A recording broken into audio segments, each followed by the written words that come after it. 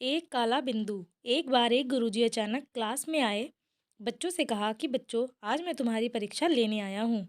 सबसे पहले तो सारे बच्चे अचंभित हो गए और उनके तोते उड़ गए कि आज तो बिना किसी तैयारी के पेपर देना पड़ेगा। फिर गुरुजी बोल पड़े कि हड़बड़ाने की कोई ज़रूरत नहीं है, ये परीक्षा बहुत ही आसान होने वाली है। अध्यापक जी ने सबको प्रश्न पत्र बांटे और उनको उल्टा करते हुए आगे बढ़ते गए। जब सभी बच्चों को वो मिल गए तो उनसे खोलने के लिए कहा।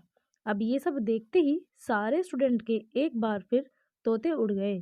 सब एक दूसरे की तरफ देखने लगे और इतने में गुरुजी बोल पड़े कि कोई भी एक दूसरे की नकल करने की कोशिश नहीं करेगा।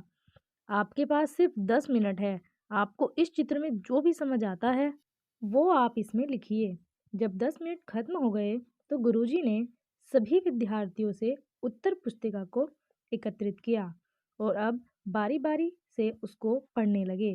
किसी ने लिखा, काले बिंदु की आकृति साधारण है।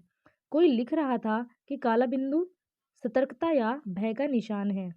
किसी एक ने लिखा, इसकी 5 सेंटीमीटर त्रिज्या है।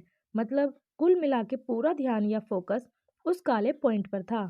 अंत में गुरुजी बोल पड़ेगी, बच्चों, आज की क्लास में क्या समझ में आया? लेकिन बच्चे अभी भी एक दूसरे की तरफ ही देख रहे थे क्योंकि उनको कुछ भी समझ में नहीं आया था। मास्टर जी बोले, सभी का ध्यान इस काले बिंदु पर था, लेकिन किसी का भी ध्यान उसके आसपास के वातावरण पर नहीं था, जबकि वो सफेद था। आपको किसने मना किया था कि आपको आसपास के बारे में नहीं लिखना है? जब आपको लिखने की पूरी छूट दी गई थी, तो आपको उसका भरपूर फायदा उठाना चाहिए था। उन्होंने आगे कहा, हम सभी का जीवन भी ऐसे ही है बच्चों।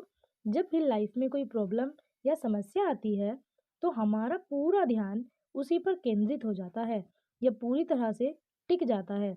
जबकि अगर हम ध्यान से देखें तो जीवन में हमेशा अन्य भी चीज़ें होती हैं जो हमें खुशी देती हैं और ज़्यादा मूल्यवान भी होती हैं। अगर ये सीख आप जीवन में उतारते हो तो आपका जीवन बाहुल्य से भर जाएगा। आपको किसी के हाथ पैर जोड़ने की कोई ज़रूरत नहीं पड़ेगी।